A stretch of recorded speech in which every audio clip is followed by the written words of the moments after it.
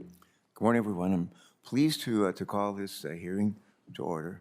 And today we again welcome Martha Williams, Director of the U.S. Fish and Wildlife Service, before our committee to discuss President Biden's fiscal year 2023 budget proposal for that agency.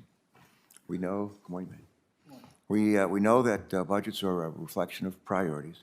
The President's most recent budget request includes nearly $2 billion for the Fish and Wildlife Service, nearly $2 billion for the Fish and Wildlife Service, a much-needed funding increase that will go a long way to further the service's mission of conserving, protecting, and enhancing our nation's wildlife and our habitats. This 25% increase in funding over 2020 enacted levels is in President Biden's first budget proposal is in fairly stark contrast to the almost 15% proposed cuts in President Trump's first budget. Providing the agency with more secure and robust funding is, in my judgment, certainly justified. After years of underfunding the Fish and Wildlife Service, the agency's mission has never been more important. And why, people might ask, and well, let's just look at the science. In February, the United Nations Intergovernmental Panel on Climate Change released a report that I found alarming.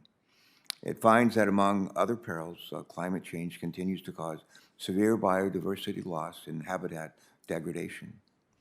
We're told that this trend is only going to worsen as climate change intensifies and its impact puts greater stress on habitats and on the species that call them home. And that's not all. Earlier this year, the World Economic Forum stated that biodiversity loss is among the top 3 risks to humanity due to irreversible consequences for our environment and our economy as well. Earlier this week, I had the privilege of touring South Bethany Beach with a number of our local leaders. It's one of several Delaware beaches severely eroded by storms over the past 2 weeks. People travel from all over the world to visit our 5-star beaches and to view species like piping plovers and red knots. Fish and Wildlife Service plays a critical role in preserving these versatile habitats. To that end, the President's latest budget proposes nearly $600 million for the National Wildlife Refuge System. That's about a $79 million increase compared to fiscal year 2022 levels, after several years of relatively flat funding. This system consists of, this is interesting to me and I hope to others as well, the system consists of 568 refuges, 568 refuges. There's at least one in every state and territory. Together, they provide habitat for more than 280 threatened and endangered species. And Delaware is fortunate to boast 2 national wildlife refuges. One is called Bombay Hook, and the other is called Prime Hook, right along the Delaware Bay, which are internationally recognized as premier birding locations. We're grateful that the President's budget prioritizes stewardship of these public lands and others. In addition to including robust funding for the National Wildlife Refuge System, President Biden's budget prioritized species conservation. His budget proposes $356 million for its Ecological Service program to conserve imperiled species, an increase of approximately 25% over fiscal year 2022 enacted levels. The Fish and Wildlife Service would utilize this funding in close partnership with private landowners, states, and tribes, and nonprofit organizations and other federal agencies. The service would also use this funding to improve its efficiency in reviewing and permitting infrastructure projects, an outcome I know we all support. And while this request represents a healthy increase over fiscal year 2022 enacted levels for recovering threatened and endangered species, we must also acknowledge the decades of chronically underfunding the Endangered Species Act. The Fish and Wildlife Service has a backlog of approximately $49 billion in recovery activities for threatened and endangered species. This is likely not a problem that the Congress can fix through the annual appropriations process. My hope My hope is that our committee can continue to seek out solutions to address this backlog over time. The President's budget also reflects the urgency of addressing climate change and transitioning to a clean energy or cleaner energy future, while also protecting wildlife. It calls for nearly $28 million for activities associated with energy development, including $8 million to support the expeditious review and permitting of clean energy projects. This investment is critical to ensuring that our clean energy projects move forward in a way that minimizes the impacts on wildlife. When it comes to meeting the President's all of government climate goals, I'm also pleased to see that this budget includes more than $16 million to assist in transitioning the Fish and Wildlife Services vehicle fleet to zero emissions, not overnight, but by 2035.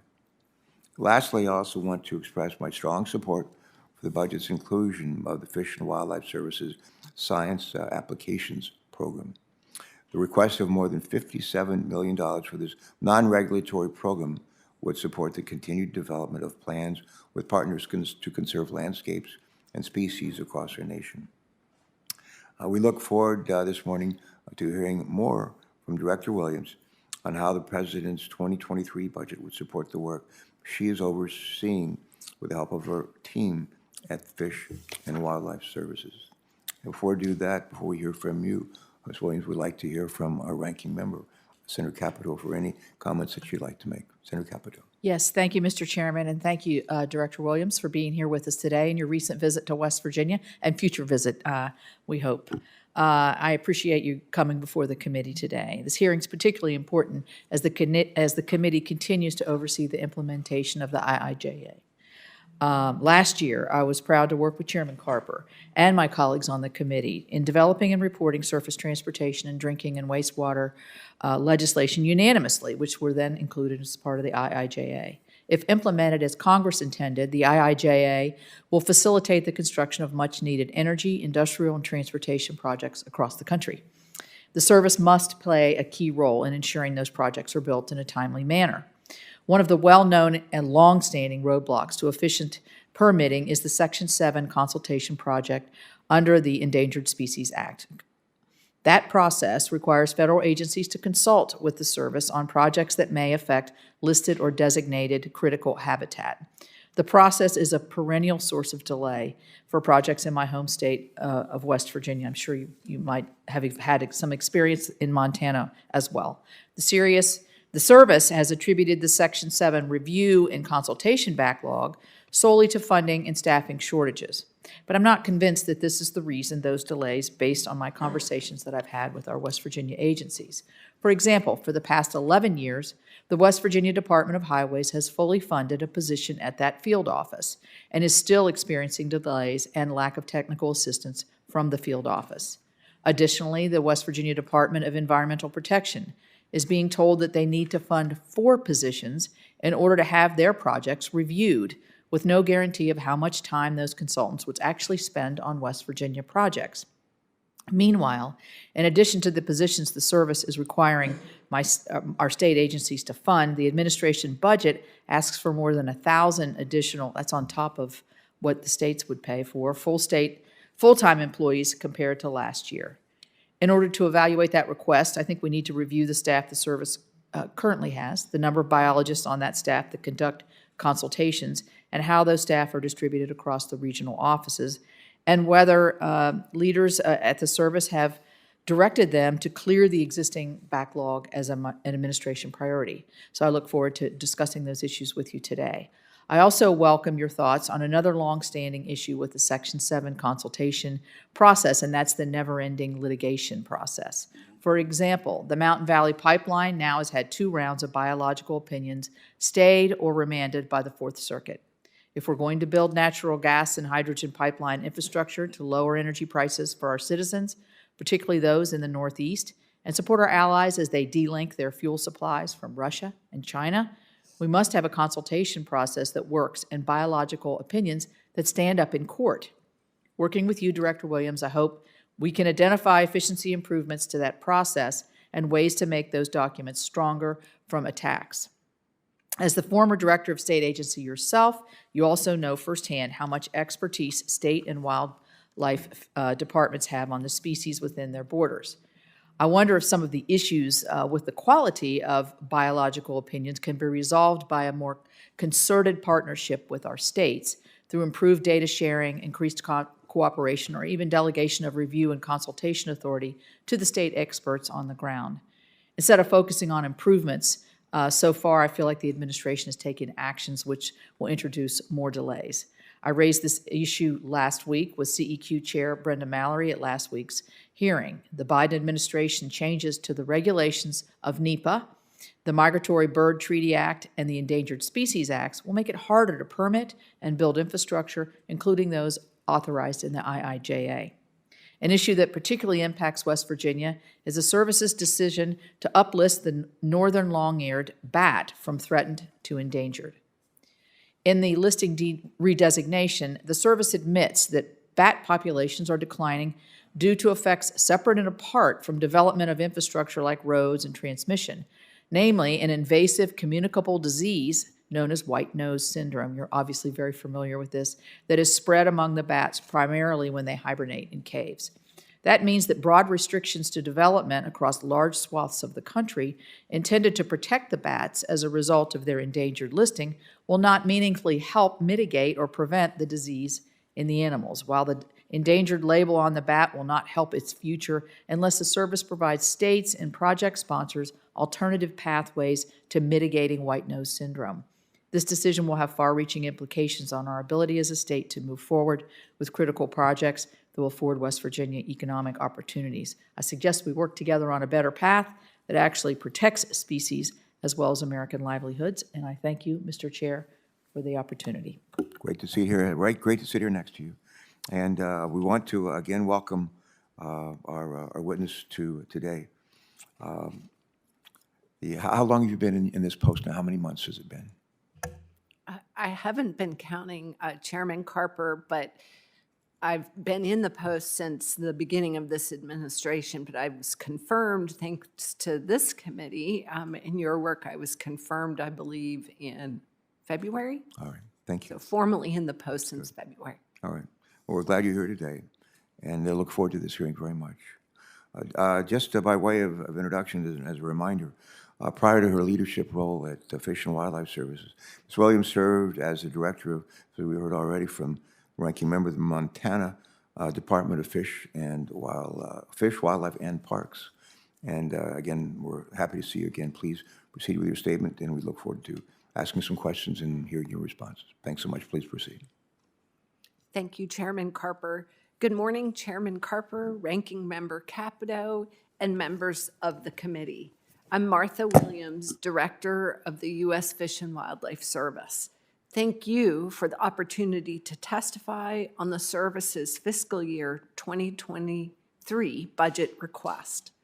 The service collaborates with partners across the country and around the globe to fulfill our mission of working with others to conserve, protect, and enhance fish, wildlife, plants, and their habitats for the continuing benefit of the American people.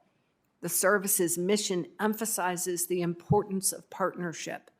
Collaboration is key to successful conservation, and it is the lens through which I view my work as the service's director. The service collaborates with partners on conservation in many ways. For example, we work with states using a science-based process to maintain healthy populations of migratory waterfowl over North American flyways. We collaborate proactively with states, tribes, private landowners, conservation groups, industry to conserve at-risk species before they require federal protection. We work with interested landowners to restore and conserve wildlife habitat on their private lands. And we provide support to our international partners to conserve some of the world's most iconic wildlife. An example of collaboration that I'm excited about is the National Fish Passage Program, which got a boost through the bipartisan infrastructure law. We work with local communities on a voluntary basis on hundreds of projects to remove fish passage barriers and restore natural functions to rivers and streams. The positive effects of this work are immediate and increase with time, and they benefit fish populations, ecosystems, local communities, and the economy. These are just some examples of how the Fish and Wildlife Service employees work every day in every state and in territories with our partners to do great things for the American people. The administration is proposing a budget of $2 billion to fund the service's resource management and conservation programs, an increase of $326 million. The budget proposal makes important investments to restore and enhance our workforce and our capacity to be proactive and to work with partners. I will touch on some of those investments here. The service oversees a network of over 560 national wildlife refuges. These important public lands are managed for the benefit of fish, wildlife, plants, and their habitats, and they provide recreational and education opportunities to the public, economic benefits to the surrounding communities, and I believe, as we all learned during the pandemic, they provide such an important physical and mental health benefit to all of us. This year's budget request of almost $598 million is the largest request ever for the refuge system. The Ecological Services Program is a leader in conserving our nation's imperiled species and their habitats, ensuring that sustainable populations of fish, wildlife, and plants continue to thrive for future generations. The budget request proposes about $356 million to implement the Endangered Species Act and the other laws that the Ecological Services Program implements. The budget supports the administration's efforts to responsibly site, permit, and deploy priority infrastructure projects, with an increase of almost $41 million for planning and consultation.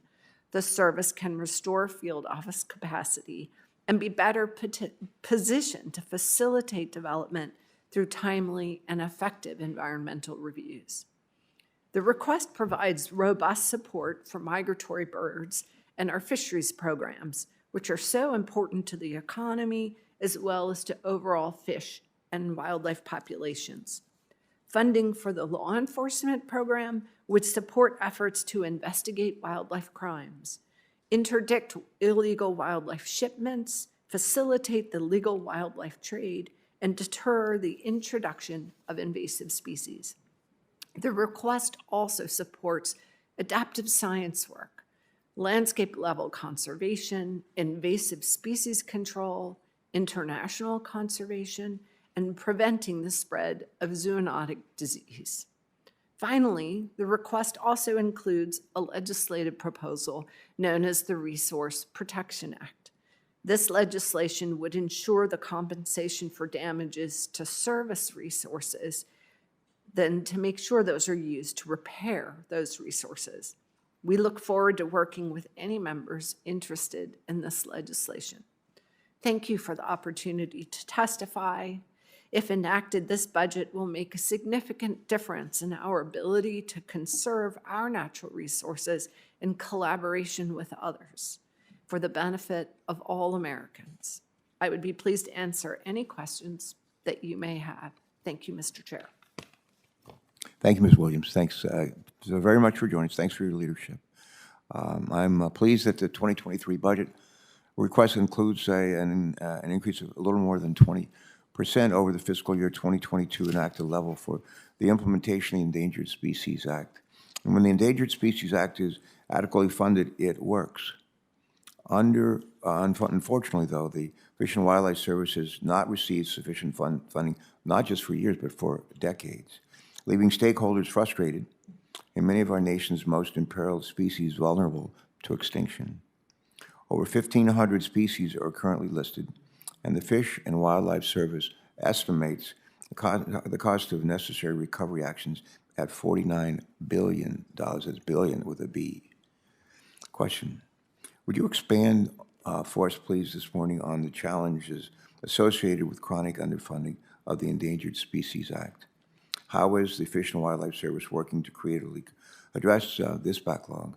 Moreover, would you elaborate on why the 2023 proposed increase is so important for species recovery? Thank you, Chairman Carper, for your question and for your underlying support for recovering imperiled and endangered species. So I couldn't agree more with you that the Endangered Species Act has been a success and can work better when the Fish and Wildlife Service has the adequate capacity and resources to implement it to the best of its ability. What I would argue is with the chronic underfunding, the Fish and Wildlife Service has been on its back foot, and we've been on the defense with the Endangered Species Act. With this proposed budget, we will be able to be more proactive, more on our front foot, and to be able to emphasize the preventing the need to list species, being able to get to the backlog of listing proposals, and as you state, adequately invest in the recovery of those species that did need listing. So I look forward to, hopefully, I look forward to this increase, the $17 million increase in recovery specifically, to kickstart those recovery efforts, those specific actions that are already in recovery plans, that with the adequate resources, we can catalyze efforts to undertake those recovery efforts and make the Endangered Species Act next 50 years even more successful. All right, thank you. The Fish and Wildlife Service is responsible, as you know, for working with other federal agencies to ensure that federal actions do not jeopardize imperiled species. The 2023 budget request before us today includes $152.8 million for agencies planning and for consultation activities to allow the service to undertake this responsibility and advance important infrastructure projects. Would you just elaborate for us today on why the 2023 budget request for planning and consultation activities is important to prevent bottlenecks in the environmental review process? This is a really important question. This is something, this issue that comes up again and again, as you know, and so I want us to dwell on this for a little bit. But if the service receives this funding, will it help you more expeditiously issue permits for infrastructure projects? Thank you again for that question, Chairman Carper. And I agree with you that this is a very important question, and it's a topic that I'm paying close attention to, as is all of the service. We are very aware of and appreciate the incredible benefits of infrastructure projects, specifically those under the bipartisan infrastructure law. At the same time, we recognize that we do not want to be the bottleneck, and we want to be able to conserve threatened and endangered species and also allow projects to move forward expeditiously. So I would say that the additional $40 million proposed in this budget for planning and consultation, we will use and be very careful that the capacity goes to those field offices and to those areas that need the capacity the most so that we can break through a backlog and address any bottlenecks. So I would answer that really I am thinking of, the service is thinking of this increased funding is allowing us to be more proactive, to be creative, and to be responsive. Thank you. Thank you. I'm sure we'll come back to this issue during the course of this hearing. But the idea to say we're going to, and like in the last administration, call for deep cuts in funding for this agency that you lead. And at the same time, we expect to provide better, more expeditious service with respect to permitting. It doesn't work. It doesn't work. So with that in mind, let me yield to our ranking member, Sen Capito. Sen Capito. Thank you. And again, thank you for being before the committee. I want to go back to some of the discussion that I had in my opening statement about the concerns, and the chairman just talked about this on the Section 7 consultations and cooperation. I mean, it's been brought to our attention that we have $640 million worth of projects that have been waiting for review from the service. One of these is a Corridor H project, which is a massive 4-lane that comes into the state, really opens up the state for economic development. Some of these projects have been in the queue since 2014 and 2019. So in response to this, the Fish and Wildlife had submitted to the DEP, our DEP, a one-page proposal that calls for, I think, kind of incredible demands, basically saying that for more than $500,000, the state of West Virginia could provide Fish and Wildlife with 4 FTEs whose GS pay scales only really cover half of what Fish and Wildlife is asking for, because this payment would escalate over 5 years to $800,000 a year, with increases salaries of 8% and an assumption of 23 to 38% overhead. So I have to ask you, somebody who's worked at a state agency, how does it make sense, I think, to have a proposal like this? Why would a state spend $800,000 a year on something that the federal government is supposed to be providing? Would it be better to have the state be able to have the oversight with liability protections to be able to be a part of this process? I mean, I was really surprised when I saw this proposal from Fish and Wildlife to the state. What do you have to say about the proposal, first of all? Thank you, Mr. Chair and Ranking Member Capito. I just became aware of this document last night and am certainly looking into it. And I think that while I can't speak to the specifics of the document more, I can understand the underlying concerns that it would present. One, I think if we work through it, I think it can be an opportunity. And I agree with you in that I think there's always the opportunity for us to work as closely as we can with our state partners. That said, our focus typically is on threatened and endangered species, and often coming from a state fish and wildlife agency, we never had adequate resources for non-game species, to be honest, or to be fair about it. Nonetheless, I think that there's an opportunity for us to work more closely and share in responsibility with the states. Well, I mean, I would be interested as you have a chance to look at this in more detail. I mean, I was really shocked when my staff brought it to my attention. I would love if you would come to West Virginia. So being a former state agency head yourself, to address this massive backlog, I think that would be a way for us to help us figure out how to get through these delays. Would you be interested in doing that? Absolutely, Ranking Member Capito. And I am pleased to say that we have added 2 biologists to our West Virginia field office. I know that you and your staff have worked with us so well in trying to increase capacity and effectiveness and efficiency there. So I look forward to working on that issue with you as well. Well, I think, as we pass the IIJA, we obviously, the longer the delay, the less the money. The supply chain's going up, inflation's going up, everything's going to cost more. So we had a situation where Virginia has the candy darter, West Virginia has the candy darter. They're on endangered species list. They had a project in Virginia that they had a conservation plan. It was approved in Virginia. We had another project in West Virginia that involved the candy darter. They mirrored the same exact provisions from the Virginia conservation plan, and the West Virginia plan was rejected by the West Virginia office. What kind of inconsistencies are you finding across the country? And that's very frustrating, especially being from neighboring states and like habitats. Ranking Member Capito, I can understand that frustration. And in fact, I was on a call, it may have been yesterday or the day before, talking about a general habitat plan and the need to coordinate habitat conservation plans so that we are more consistent.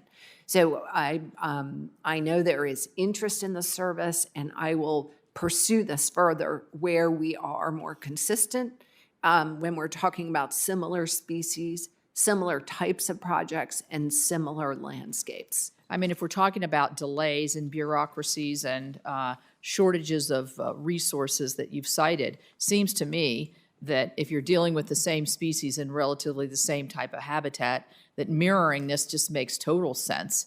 And it certainly would save a lot of the Fish and Wildlife regional or state offices a lot of time and energy so they could devote it to future projects. So thank you very much. Look forward to seeing you in West Virginia. Thank you. Thank you. You know, it's just a hop, skip, and a jump over there, and you've been there many times, I'm sure. Easy to get there. All right, Senator Cardin, please. Thank you, Mr. Chairman. Madam Director, welcome. Thank you for what you're doing. We appreciate it very much. I want to start by talking about the Chesapeake Bay. You're not going to be surprised to learn about that. We are very interested in how the Fish and Wildlife will be enhancing resiliency in the Chesapeake Bay watershed. We're excited about the beneficial use of dredged material. And we saw some in Blackwater, but now Mid-Bay on dealing with the challenges in the bay. We have Blackwater, really exciting things happening at Blackwater, trying to preserve its wetlands. But I want to first start off with a new program, the Chesapeake Wild Program, that was in this current fiscal year, funds were appropriated. So I'm interested in how you're using this to deal with wildlife conservation as anticipated in the legislation, which provided for fish and wildlife habitat, climate change, community partnership, public access, water quality. And I recognize that in the budget cycle, it's been difficult to know what we were doing because the omnibus was so late. But we want to make sure that there is constant funding for this program. So I'm interested in your view as to the resources you'll need in FY23. Thank you, Senator Cardin. And I feel at home when I hear you pronounce water. So I know it with a fellow. I feel more comfortable about that also. With a fellow Marylander. I first want to thank you, though, for your leadership with the Chesapeake Wild Program. I think it is an example of one of those programs that while we received $4 million in our first appropriation, and that may seem small compared to some programs, it is incredibly mighty. And it's an example of how we can leverage and build off of that initial $4 million investment. We are working with the National Fish and Wildlife Foundation to deliver those funds on the ground. And I know that we received our first proposals in March and expect to announce those first set of awards late in the summer. So should Congress provide additional funding for this program in fiscal year 2023, we certainly can support that and think that it really makes a difference to the people in the Chesapeake Bay, to wildlife and habitat health. So thank you for your interest in it. We appreciate your help and partnership. We might need to get some more specific information from you. I know Senator Van Hollen is also very interested in this, so we might need to have a better understanding as to the resources that could be utilized in FY23. So I would ask your cooperation in that regard. Happy to do that, Senator Cardin. Just recently, I filed legislation with Senator Portman, bipartisan legislation for neotropical bird reauthorizations at a higher level and at a better mix from the point of view of a match to deal with a better utilization of this program. Since 2002, I think it is, there's been over 600 projects funded by the neotropical bird program in 36 countries. It's vitally critical to migratory birds, including the very famous Baltimore oriole. Yep. So just your view as to the importance for us paying attention to the reauthorization and the funds that are available. Again, Senator Cardin, I can't thank you enough for your leadership on the neotropical bird program. And yes, it's incredibly important right now as the chairman opened this hearing in talking about the biodiversity crisis that we do face and that it has very much impacted birds. We know that we've lost 3 billion birds.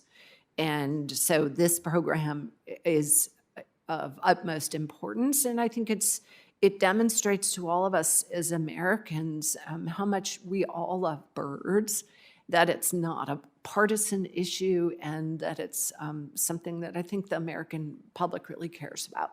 So thank you for your leadership in this. I'm going to just mention one other issue, and that's an issue that we have not been able to deal with, and that is allow you to recover for those who damage our wildlife refuge. Unlike the National Park Service or NOAA, you don't have the authority to assess the fines and use the fines for those who violate our refuges. We've had legislation on this in the past. I would hope that the administration, I think it's in your budget, I would hope that you would be actively engaged to see whether we can't get that to the finish line. Thank you, Mr. Chairman.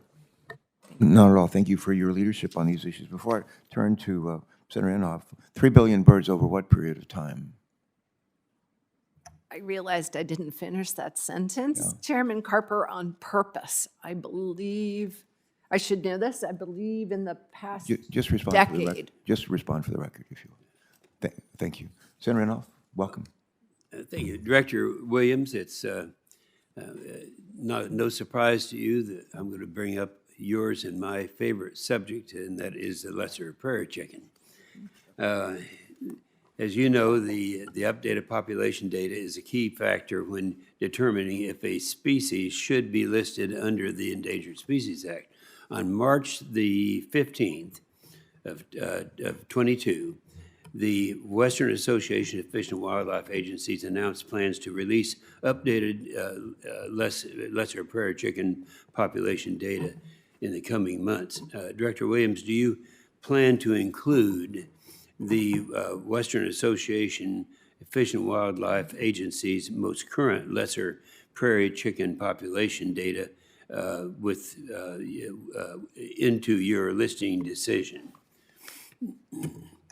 Thank you, Senator Inhofe, for your continued interest on this issue, and I hope I get to visit with you about it more. I never get tired of those visits and in talking about all of the incredible voluntary efforts that are underway to conserve lesser prairie chicken. And I might add, successful efforts. Yes, many of them very successful, and in fact, you know, as we are looking at lesser prairie chicken, and I believe as it was in the proposed rule, one of the reasons why there are two distinct population segments and why one is threatened and one is endangered is those recovery efforts and the restoration efforts that have been underway. But to answer your question, Senator Inhofe, I believe that indeed we did take into account those numbers, and the proposed rule, I think, shows our responses. So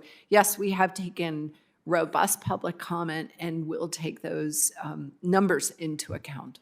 Well, and I appreciate that. Let me talk fast here to get my time effectively in where I want it. And that is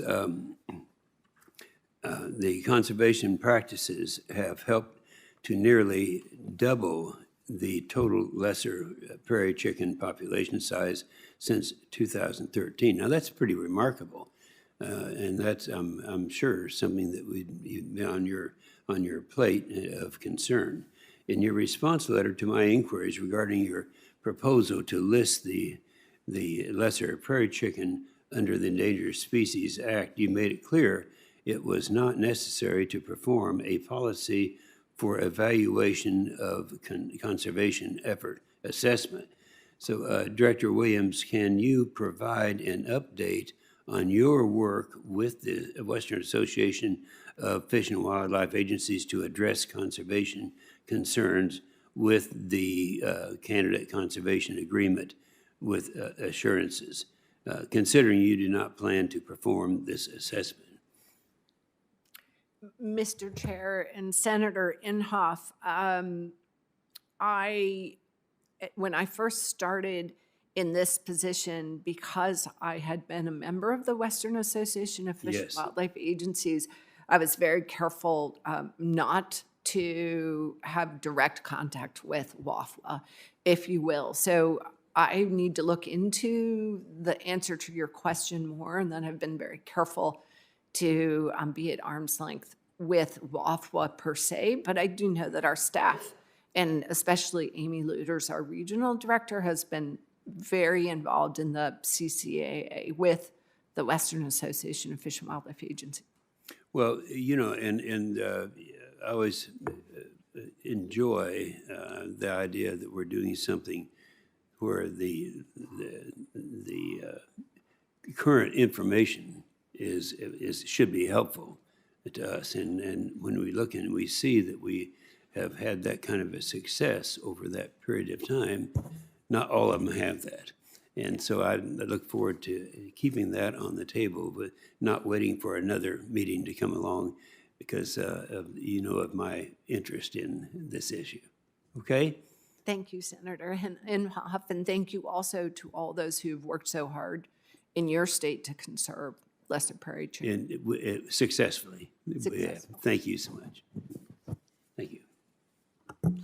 All right, thanks, Senator Inhofe. Senator Whitehouse, and then followed by Senator Cramer. And if she's able to return, Senator Ernst would be next. Senator Whitehouse. Welcome, Director Williams. Thank you you, for being here back in front of the committee. It's good to see you. I wanted to talk to you for a moment about zettajoules. A joule, as you know, Joule, is the unit of measure of heat energy. And a zettajoule is that measure with 21 zeros behind it. It's a really, really, really big number with 21 zeros behind it. And it's so big that to give it a more concrete example, the entire energy use and consumption of the human species on the entire planet adds up to 1/2 of a zettajoule. So our fossil fuel energy is less than 1/2 of a zettajoule because it's less than 1/2 of all of our energy production and consumption. For the price of that less than half zettajoule of human energy production, we have created an environment in which we are dumping 14 zettajoules, so like 30 times as much, heat into our oceans. It's the equivalent of setting off multiple Hiroshima-sized atomic bombs in our ocean every single second. It's warming at a colossal geologic level. And we're not paying anywhere near enough attention to what this means for our oceans. But with that kind of upheaval happening in the oceans, it makes it increasingly important that the Fish and Wildlife Service pay adequate attention to what is going on to saltwater fish and ocean wildlife, as opposed to just freshwater fish and terrestrial wildlife. So I'd like to ask you what you are doing to make sure that in light of that kind of change happening in our marine environments, your organization will continue to expand its focus on saltwater fish and coastal and marine environments. Mr. Chair and Senator Whitehouse, thank you for that question. And I have to say, I share your concern about the unprecedented challenges facing our oceans and our coasts. And there are a number of different ways that the Fish and Wildlife Service, even through our 2023 budget request, have asked to increase and pay more attention to these issues. So we did request a $2.3 million increase for the coastal program. We also asked for a $2 million increase in the Coastal Barrier Resources Act. And on top of that, I would like to say I believe, are working very well and closely with our sister agency at NOAA and understand these shared responsibilities that we have on these unprecedented challenges. I would love to add to Senator Whitehouse that while we only flew in and out of your state, I was able to go to Connecticut with the secretary and see the benefit of restoration investment in salt water, in salt marshes, and to see the intricate balance that we need to address. So those are just some examples, Senator, of where the Fish and Wildlife Service can help. But I'm always happy to work with you and talk about what else we can do to support and address this unprecedented challenge that's before us. Good. Well, thank you. In zettajoules. I think the daily temperature would probably be in the hundreds of degrees in our terrestrial states if it weren't for the ocean providing this enormous amount of cooling work that it's done to take some of the sharp edge off of the climate challenge. I think we're something like 90% of the excess heat that fossil fuels have generated for our planet have been actually absorbed by the ocean, so we don't experience them in the atmosphere. But the damage that that causes to the oceans is profound, and it ought to send us a signal about the kind of damage we're doing to our planet by continuing to recklessly burn fossil fuels and creating these massive, massive upheavals in the basic operating systems upon which human life depends. Thank you. Our next colleague is Senator Cramer. He's going to be followed by Senator Padilla on WebEx. We've been joined by Senator Lummis. Welcome. And Senator Cramer, Casey, you're on. Thank you, Mr. Chairman. Thank you, Ms. Williams, for being here. Would it be safe to say that NEPA compliance is a really high priority for this administration, particularly for local communities, stakeholders, others to provide input on federal decisions? Mr. Chair, Senator Cramer, that's a fair question, and I would think yes. I think so too. Similarly, considering that the first administration priority that you referenced in your opening statement is America the Beautiful or 30 by 30, would you say that's also a high priority? Mr. Chair, Senator Cramer, yes, the America the Beautiful and the fundamental components of it and this collaborative community voluntary approach is very important. So does the administration plan on following the NEPA process for 30 by 30? For implementing it, carrying it out? Mr. Chair, Senator Cramer, I'm sure on specific projects that trigger NEPA, indeed, we will follow the law. No, this is one big executive order, 30 by 30. Why wouldn't that trigger NEPA when we're talking about tripling the protected acres in the United States? Wouldn't that be a pretty obvious trigger for a NEPA process or some sort of comprehensive review, programmatic review?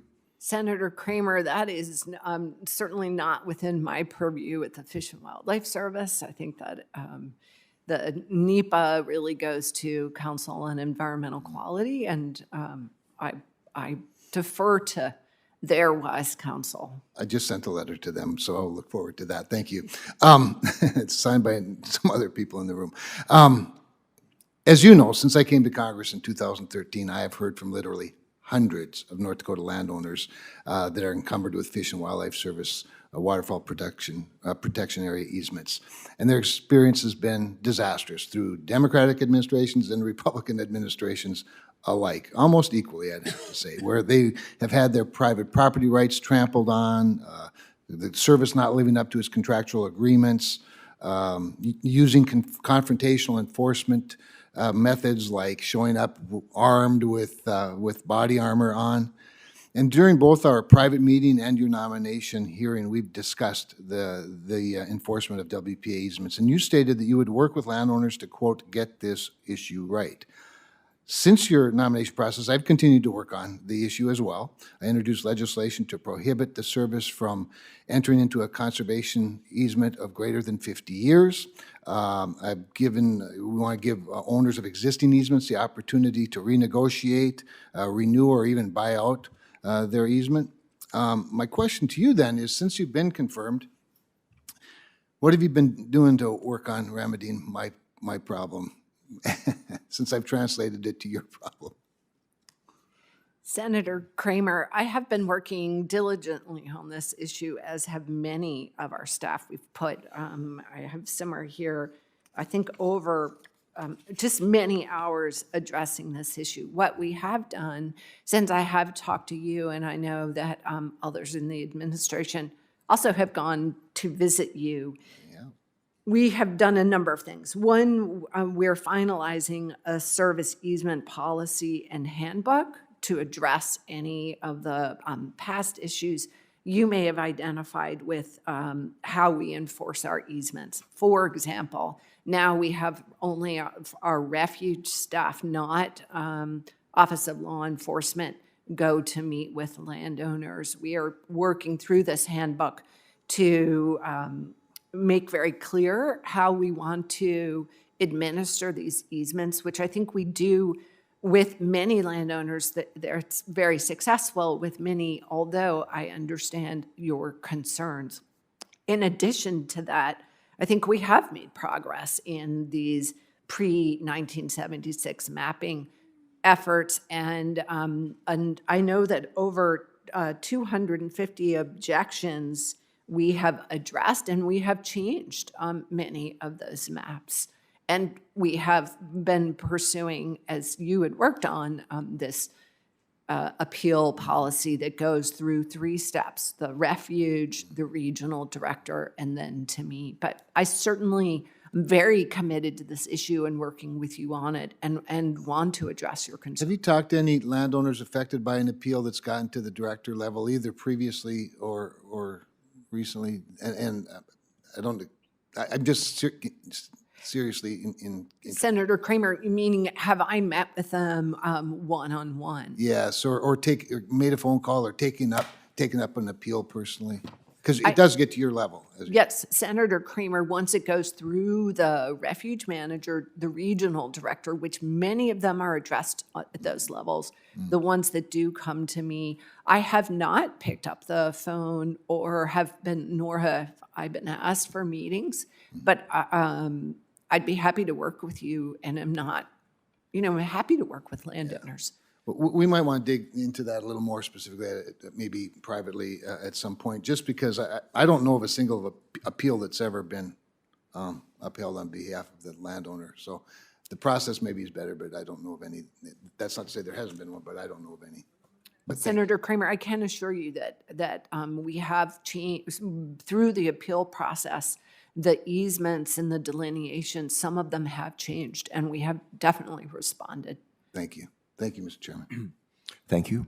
I think we're going to be joined by Senator Padilla by WebEx. Senator Padilla, are you out there? Thank you, Mr. Chairman. Yes, I am here. Welcome. Director Williams, I was glad to see that the fiscal year 2023 budget includes increased funding for so many critical conservation programs, like the Cooperative Endangered Species Conservation Fund, and for ecological services that support efforts to prevent Endangered Species Act listing of species. I think it's critical that all of our federal agencies are well equipped to protect threatened and endangered species. And while the Fish and Wildlife Service is the primary agency charged with conserving fish, wildlife, plants, and their habitats, I also respect that you work collaboratively with other agencies who have their own important roles in recovering threatened and endangered species. In fact, the Endangered Species Act requires other land management agencies to carry out programs to conserve listed species. That's why I'm also pushing for increased funding at the Forest Service and the Bureau of Land Management for programs related to threatened and endangered species conservation programs. All that to say the following. In my home state of California, we have significant amounts of federal land that is managed by the Forest Service and BLM that's home to numerous listed species. So my question, Director Williams, is this. Can you talk for a minute about how Fish and Wildlife collaborates with other agencies like BLM and Forest Service to better conserve and restore listed species and their habitat?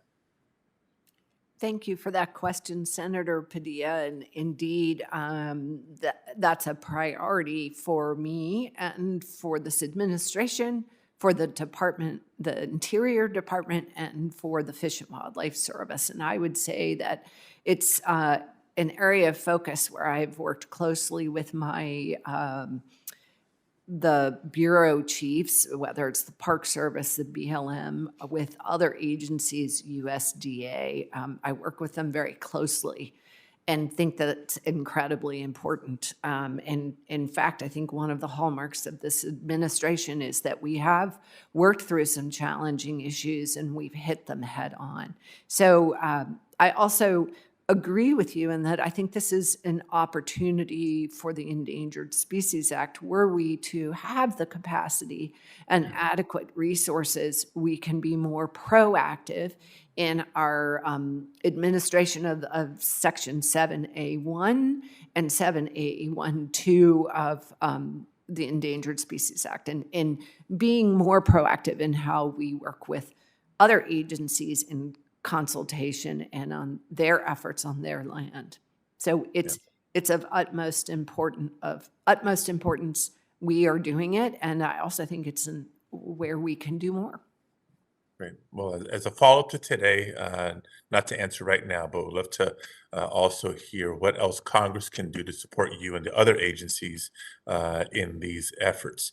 But in my time remaining, I did want to raise one other specific issue, and that is pleased to see the service's attention to the Lake Tahoe region in the fiscal year 23 budget, particularly the work you're doing to prevent the introduction and expansion of aquatic invasive species and to conserve native species like the Lahontan cutthroat trout. In addition to protecting Lake Tahoe from the threat of wildfires, removing and preventing aquatic invasive species in Lake Tahoe is one of the highest ecological priorities for the area. And as you know, the federal government owns and manages approximately 78% of the land within the Tahoe watershed, making federal involvement in the region critical. We had a success in response to the zebra mussels threat in 2009 because of successful watercraft inspection programs that were implemented. So the question is, how will the services budget request build upon the bipartisan infrastructure law's investments in invasive species management and continue to implement initiatives to fight invasive species in Lake Tahoe and protect native species?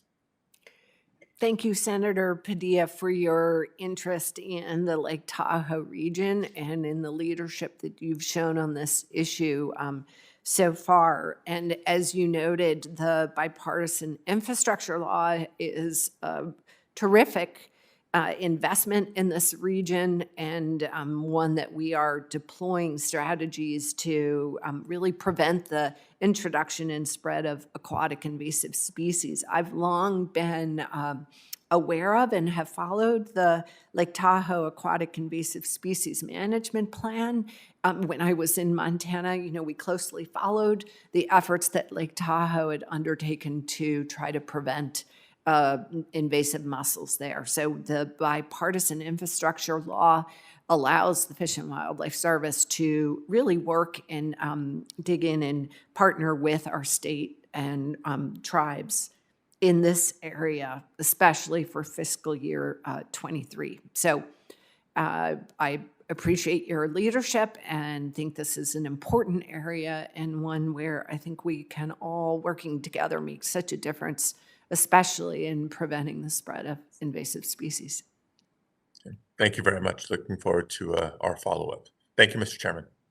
Sen Padilla, thanks for joining us today. I'm going to slip out and take a phone call. Senator Lehmacher recognized, and I'll be right back. Thank you. Thank you, Mr. Chairman. Thanks for joining us. Good to see you again, Director Williams. During your confirmation hearing, I used the entirety of my time to visit with you about the Crater Yellowstone grizzly. And I'm going to start with a question about that again today because it's so critical to my state. So my first question is, will the service follow the statutory deadline set by the ESA to respond to Wyoming's Greater Yellowstone Grizzly delisting petition within 12 months? With a status review and recommendation. These timelines are really important to us. Senator Lummis, thank you for that question, and I enjoyed visiting with you on this issue because it's one that's very near and dear to my heart as well, and have very much appreciate the efforts of your state and the leadership they've shown, especially recently with grizzly bear recovery efforts. we did receive, the Fish and Wildlife Service did receive a petition from the state of Wyoming, as you mentioned. We also received one from the state of Montana and one from the state of Idaho. They are similar, but not entirely the same. No surprise there. And we are currently working on all three of these petitions, and I'm certainly aware of the deadlines that the Endangered Species Act sets out. Well, and the reason for my asking the question, of course, is that the service has already missed an initial 90-day deadline.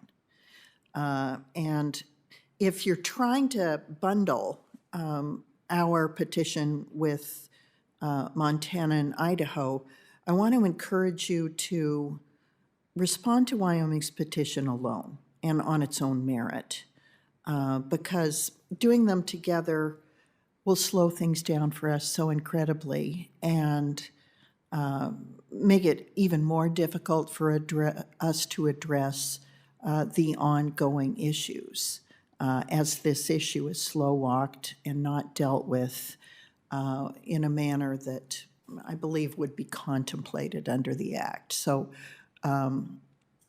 is it your intention to address them all three together? Or are you willing to address the Wyoming petition as a standalone? Senator Lummis, I don't think I can answer that perfectly for you. I know that, our regional office, they're working on this, and I have not been engaged at the moment, nor should I be, in that this, is a scientific review at this point, other than I know that they're working on these.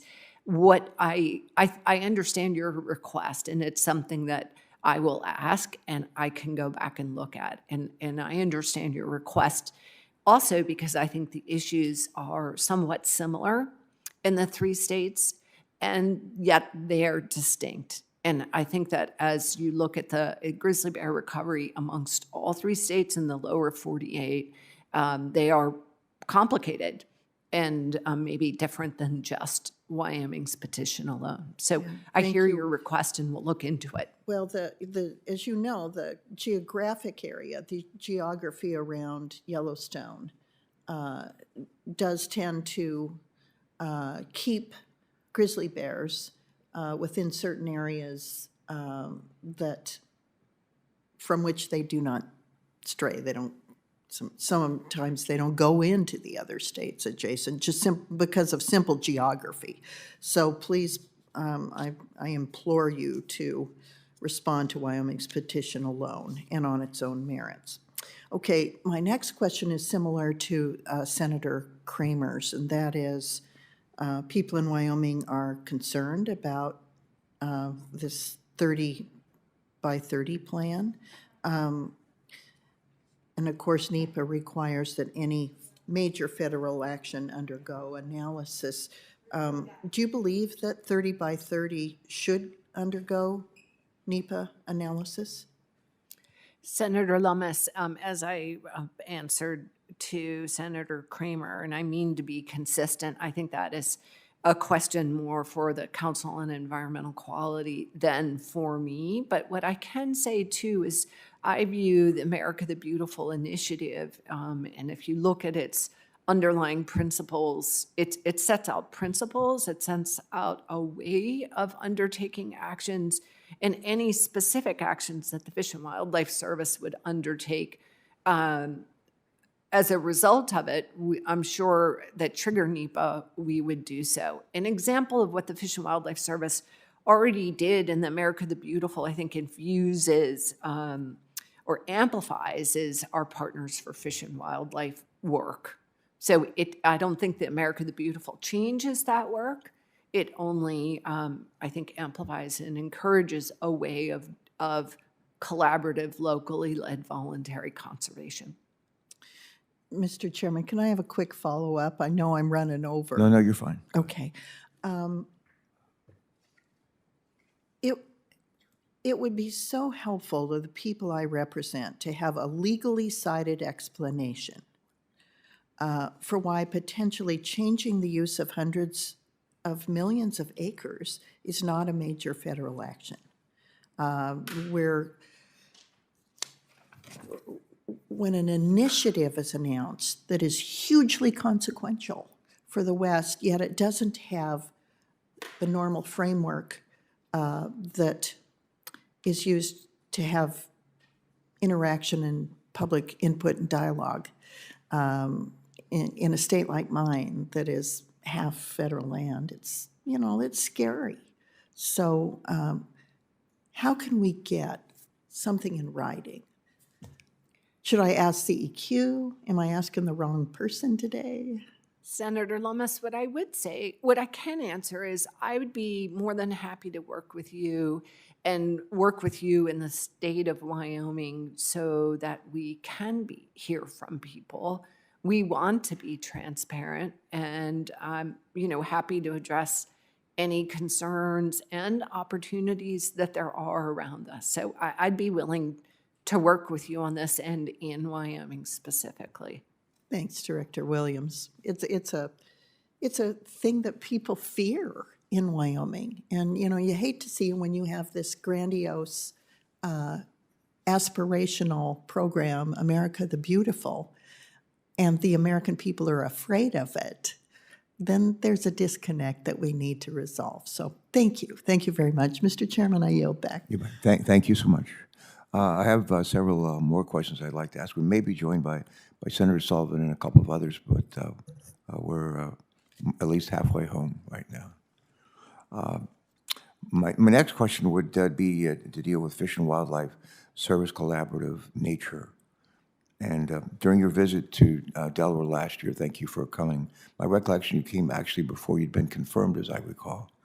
But during your nomination hearing, we talked a good deal about the Fish and Wildlife Service's collaborative conservation efforts. Specifically, we discussed how the Fish and Wildlife Service is working with partners to prevent a species like the salt marsh sparrow from requiring protections under the Endangered Species Act. This is not the only way the service works collaboratively with partners as part of a team.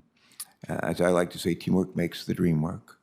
And I know the Fish and Wildlife Service under your leadership really has embraced this mantra.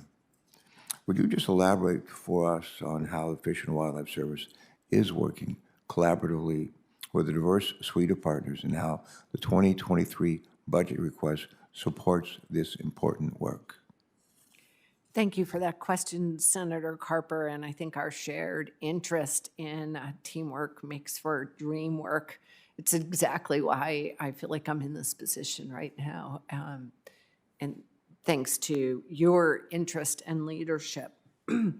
So yes, indeed, the Fish and Wildlife Service, we view our work across the board through this lens of partnership and collaborative work because it's the only way for us to achieve real conservation success. So the examples are myriad and are littered throughout the service and our programs, as it should be. So an example I think that I had mentioned earlier is our Fish Passage program and the investment in that program. Those are all of those projects. Every single one of them are a product of numerous partnerships, leveraging money and using the Fish and Wildlife Service engineering technical expertise and planning to support a community and projects. I can think of our Partners for Fish and Wildlife program, which is all about collaborative work. I can think about visiting with you to Prime Hook and our coastal program, and our migratory bird program, our international program, our law enforcement even. Really, every program that we have is infused with this desire to be collaborative and to leverage the resources available to deliver conservation on the ground.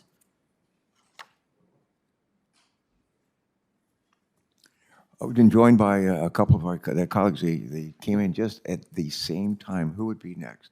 Senator Sullivan and Senator Kelly, thank you for joining us. If you can stay, we'd be grateful. If you can't, we understand. Senator Sullivan, are you ready? You're always I'll ready. defer to my colleague from Arizona if he wants to go. I know, right. he's always a very busy man. Well, thank you. And thank you, Mr. Chairman. Sure. Ms. Williams, thank you for being here today. Got a question about the Mexican gray wolf listing here. So last week, the Forest Service, the service finally finalized revisions to the management regulations for the Mexican gray wolf in Arizona and in New Mexico. And as you probably know, the revised management plan has left some ranchers and some landowners concerned that this could lead protected wolf populations to grow significantly. Yet others have raised concerns that the protections have not gone far enough. So, Ms. Williams, what can you share about the process the FWS undertook to update the Mexican gray wolf management regulations? And in particular, can you discuss how the FWS engaged with animal protection advocates and ranchers in making the new determination? Senator Kelly, thank you for that question, and I can appreciate it's a topic that is top of mind in your state and in New Mexico. And I work with, I think of our team working on Mexican gray wolves, or Mexican wolves are really terrific, and they are so committed to what they do. And they understand that on the ground, this recovery efforts do have impacts to ranchers, to the communities, and yet that their work is scrutinized well beyond those in your state and in New Mexico. So it's all of our work, frankly, on wolves, regardless of the state or the species of wolf. We know there's intense interest in scrutiny. What I can say specifically to answer your question is I know that our region and our staff really tried to undertake the most robust public process they could in getting to this decision. But I recognize that we can't make everybody happy, and probably that there aren't any perfect answers, but that they are trying hard to address all of the comments and concerns that come in and trying to have a robust process where people can feel heard. And do you, so your understanding is that Fish and Wildlife did do a robust engagement with both ranchers and animal protection advocates? My understanding, Senator, is yes, I don't know that the outreach was necessarily targeted, but I know that we engaged with any group that wanted to. All right. Well, thank you. Got a couple more minutes here. So, Ms. Williams, I understand that in February, the Fish and Wildlife Service began settlement proceedings in attempt to resolve litigation related to regulatory actions taken by the Fish and Wildlife Service to open up some federal refuges to hunting and fishing. Understanding that there is ongoing litigation, is there anything you can share about why Fish and Wildlife entered into these settlement discussions and what you hope to see as an outcome? Senator Kelly, thank you for that question, and this is an issue that I'm happy to address and is also top of mind. I first just want to say that the Fish and Wildlife, this administration, the department, the Fish and Wildlife Service, and me as a hunter and angler myself, we are absolutely committed to providing hunting and angling opportunities on our National Wildlife Refuge. That commitment has not changed. What did come in is that we are keeping abreast of the science that does demonstrate the impacts of lead on the environment, to wildlife, and to people. And then we were sued on increased opportunities and did enter into discussions. What I can say is that we have not made a decision going forward on how we use public opportunities and lead ammunition and tackle. We already at the service do not use lead ammunition and tackle in our own management activities. So really this is talking about waterfowl, already don't use lead ammunition. This is talking about those opportunities for hunting and fishing outside of management activities and waterfowl hunting. So anything that we might do in the future to address use of lead on refuges, we would do in a public fashion and would also consult with you. So it's something that we are thinking about. We know the science demonstrates a need to address. At the same time, we will look into this and address it in a collaborative and public fashion. Thank you, Ms. Williams, and thank you, Mr. Chairman. Senator Kelly, I know you got a busy morning. Thanks for making time to join us for this hearing. Senator Sullivan, good to see you. Thank you, Mr. Just Chairman. admiring that tie you're wearing. Yeah, no, So natty today. you too. It's my Navy tie. So Director Williams, thank you. Thanks for visiting Alaska. I'm going to ask you about your trip. Did you make it to the North Slope, by the way, with Secretary Holland? You were in those meetings too? Yes, Senator Sullivan, and I've been to Alaska before, but I do have to say it was an incredible trip, and I'm very grateful to have gotten up to Utqiagvik. Good. Well, I'm grateful too. I really am grateful that you got out there. I know I had staff up there. Unfortunately, I couldn't make that. I want to talk about Willow, which I'm sure you heard about. You might remember you and I talked a lot about it during the your confirmation process. It's an energy project that's literally been permitted since back to the Clinton years. Not really controversial. Obama administration permanent, Trump administration finalized it. Now with the need for more energy, particularly given the Russian invasion of Ukraine and the impacts on our country, there has been a commitment directly actually from President Biden to me and Senator Murkowski when I addressed this issue in the Oval Office with him last year around this time. It's got full support of the community in Utqiagvik, as you know, AFN, Alaska Federation of Natives. I mean, this is as widespread support as possible. All the unions, national unions, have weighed in, and the commitment that I was understood very recently, a senior Biden administration official said they're going to make this supplemental EIS by the end of this quarter. That's still on time, but you guys actually have a role to play on the biological opinion, the BIOP, and not under you, but Fish and Wildlife Service is infamous for using its entire statutory limit deadline for slow rolling BLM on some of these issues. I'm not saying you've done it, but that's a history. Can you commit to me that the Fish and Wildlife Service will not use any stall tactics to further delay the Willow project? These are hardworking men and women in my state. This project will create thousands of jobs. We've already missed 3 construction seasons. The reason for this commitment by the end of this quarter from the president and his team is to make sure we don't miss another construction season. People need to work. Can I get your commitment on that BIOP? I know you're tracking it closely. Senator Sullivan, first, I just want to thank you for your home state hosting us and in such a warm, welcoming fashion. Great people. That's why I get angry in this committee, because unfortunately, a lot of the Biden administration officials and decisions are crushing my great people. But I'm glad you saw them. They're wonderful. Utqiagvik, as you saw, is very pro-resource development. I was shocked by Deb Haaland's record of decision 72 hours after she got back from Utqiagvik saying the people wanted to shut down NPRA. Don't even get me going on that. But yeah, they're great people. I'm glad you agree. So, Senator Sullivan, yes, I would never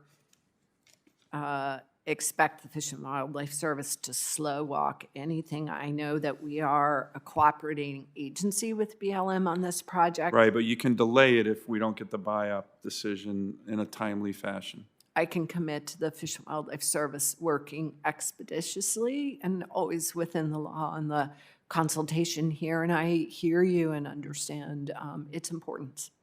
Great. It's not just important to me. The President of the United States made a commitment to me and Senator Murkowski and our late, great departed Congressman Don Young. So it's important to us, important to all the unions, important to the Native people. President's commitment is on the line, right? Integrity of the President of the United States directly, not one of his staffers, not one of his cabinet members, the President.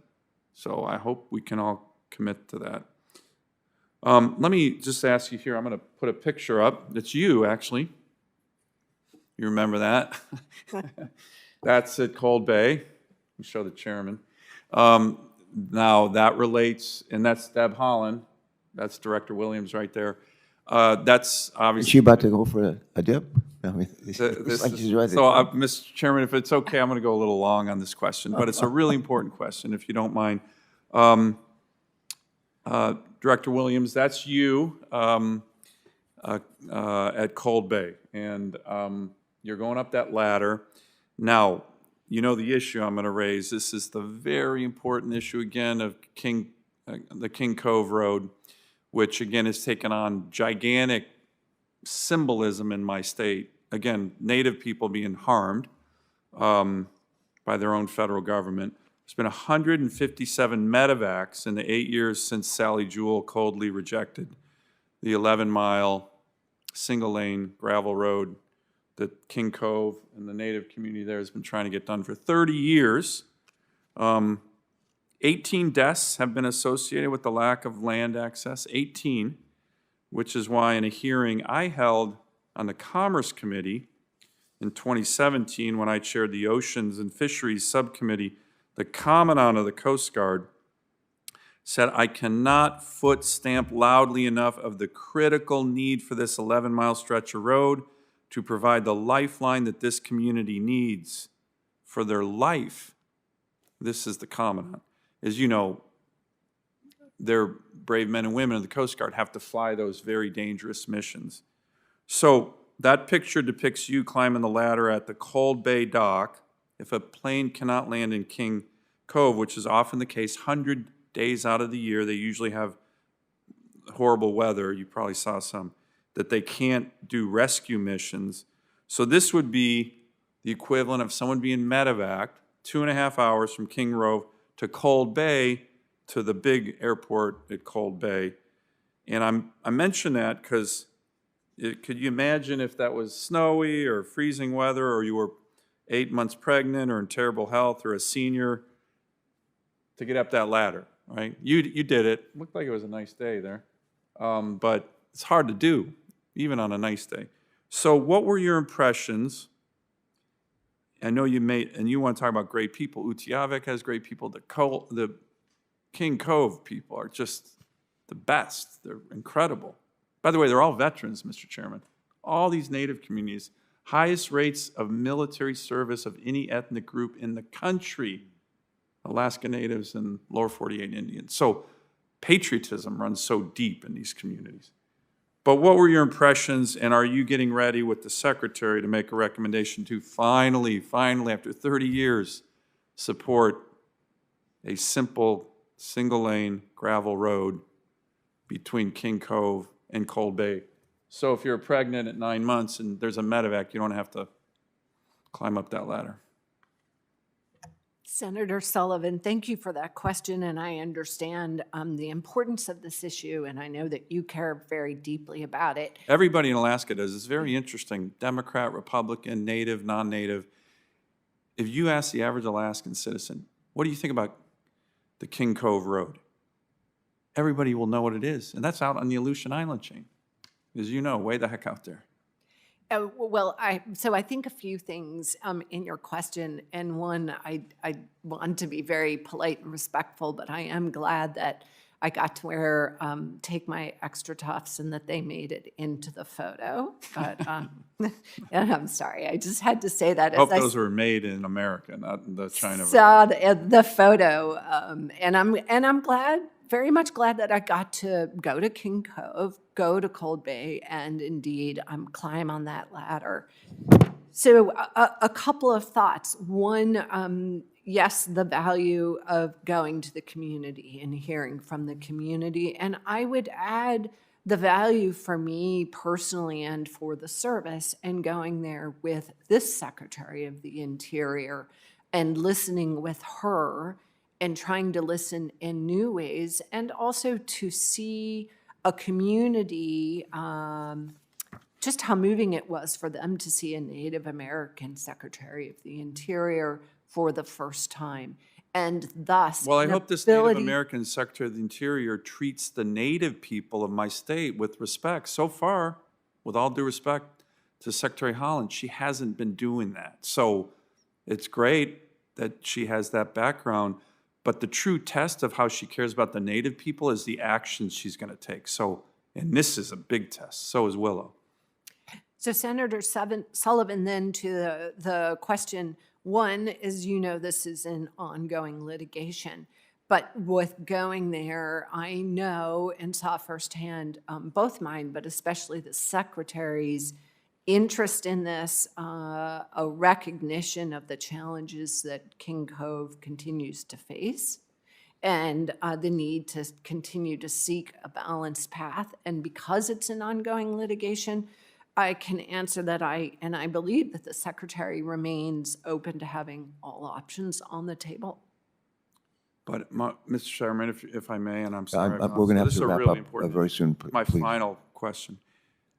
The Secretary said she was going to go to King Cove. She said she would make her decision on whether to support the litigation after her trip.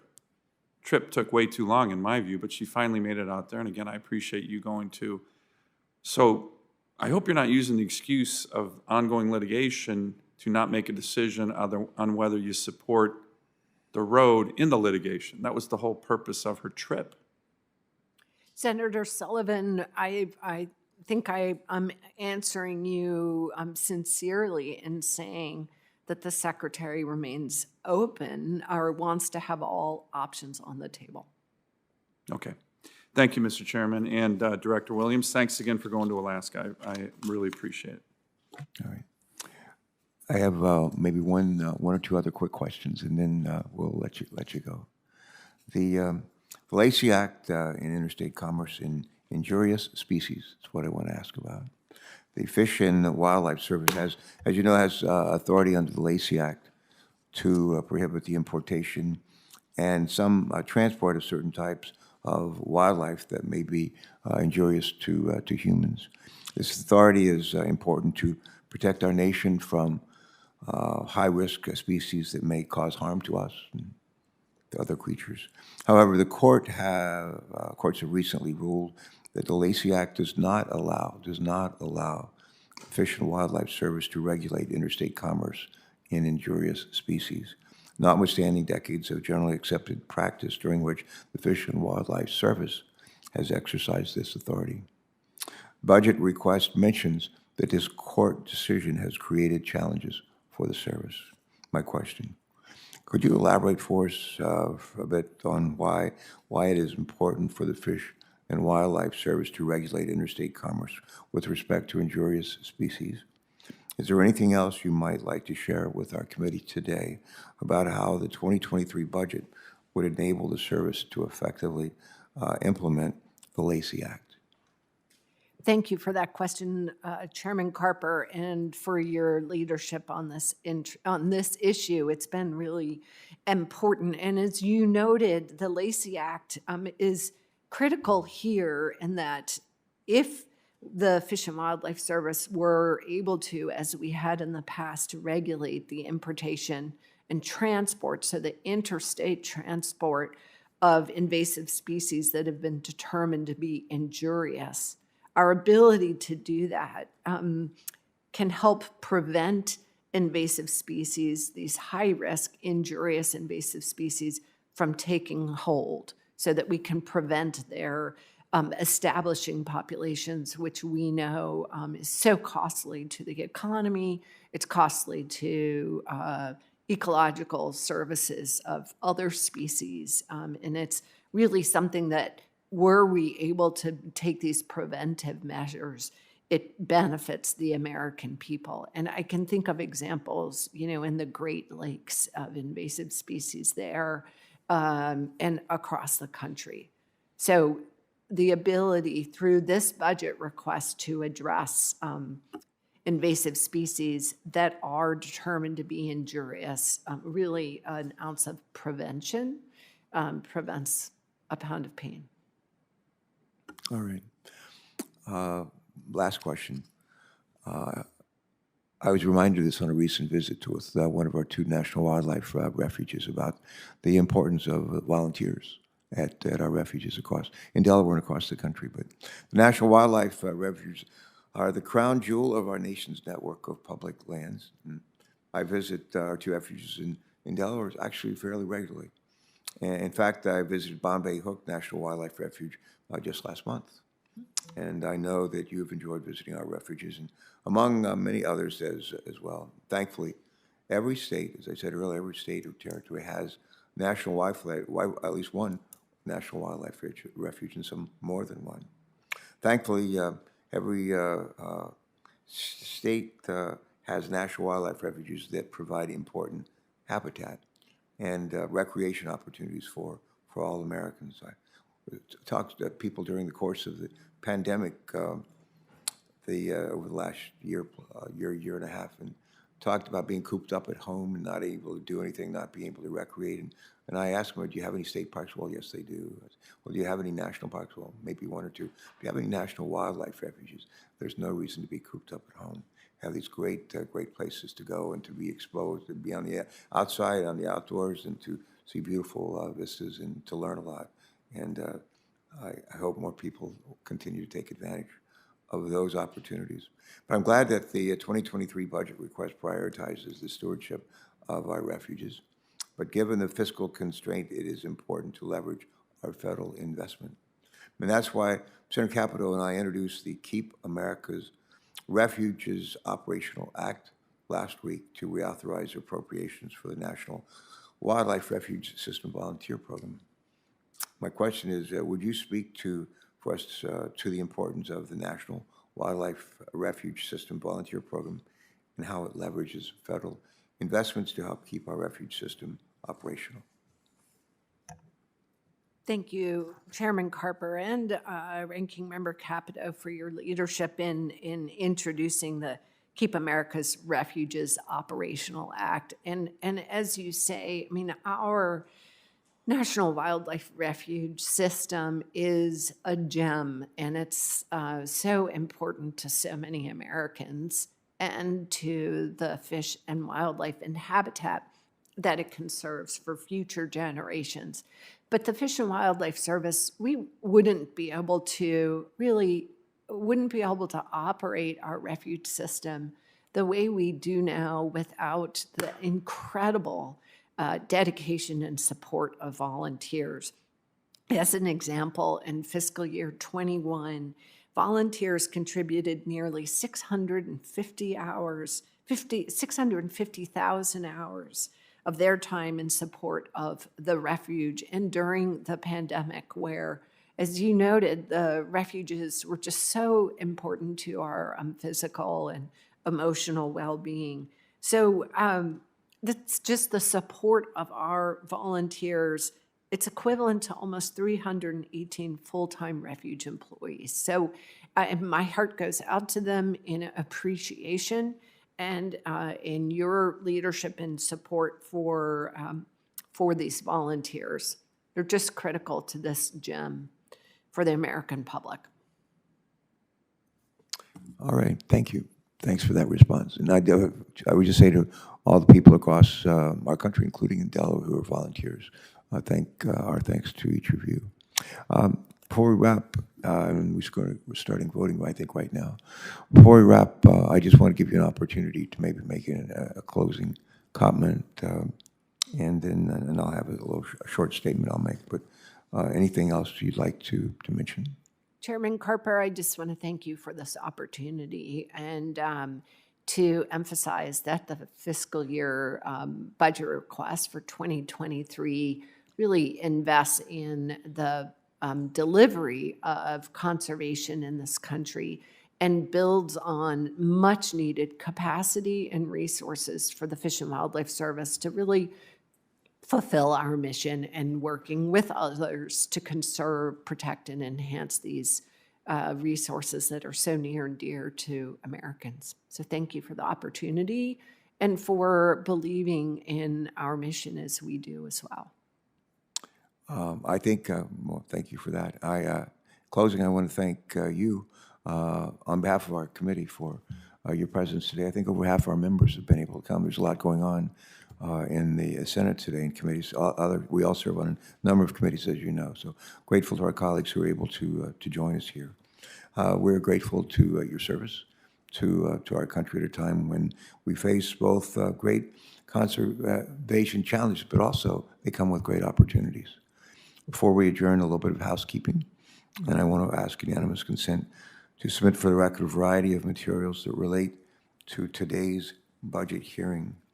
And people say to me, what is one of my favorite things about in the U.S.? And I love asking unanimous consent requests when I'm the only one in the room, because there's nobody else to object. And so I make that unanimous consent request, knowing that no one will object, so ordered. Let's see. And last thing I would add to that, senators are going to be allowed to submit written questions for the record through the close of business on Wednesday, June 1st of this year, and we'll compile those questions and send them to you and ask you to reply by Wednesday, June 15th. And I think with that, I think we're done. With that, this hearing's adjourned. Thank you so much.